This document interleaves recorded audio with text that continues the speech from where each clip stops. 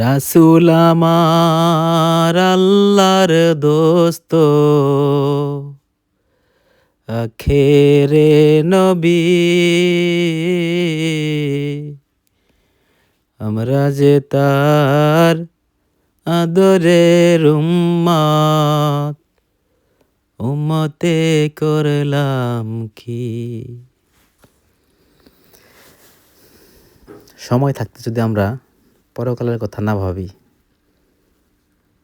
সময় শেষ হয়ে গেলে তখন আর ভাইবা লাভ নাই।